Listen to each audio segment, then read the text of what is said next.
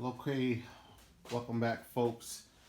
Here's the latest update on Carmela here. So, I went with the motor plate for this car. It's going to be making a decent amount of horsepower. And this thing here is a motor plate if you're not aware of what that is.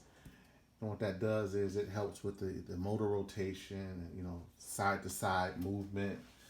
And it's a lot easier to pull the engine out when it's mounted like this. But the thing is, I also have an electric water pump, and there's nowhere to mount this thing, which is the factory power steering.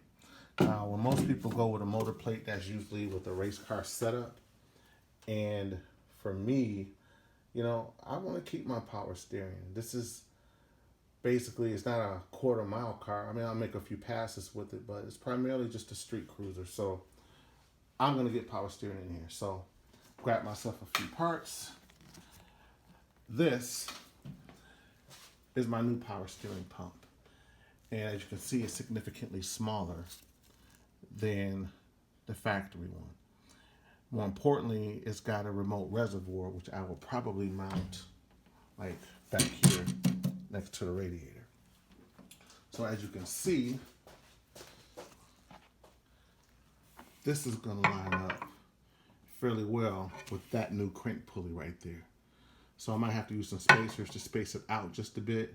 And I also have to change the serpentine pulley to this V-belt pulley. So I'm going to do that now. And I got a bracket that I got to find. And let me do that real quick. And I'll put you back on. So stand by. Okay, continuing this power steering pump install. I got everything here now. Had to get obviously a V-belt pulley, and got the lines in.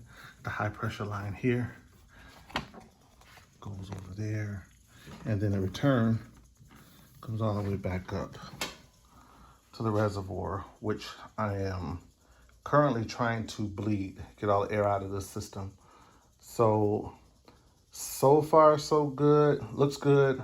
Try to get it up and running, and I think that'll pretty much close this out. But this is a KRC power steering pump that's mounted on the motor plate. So that's how it came out. Looks pretty neat.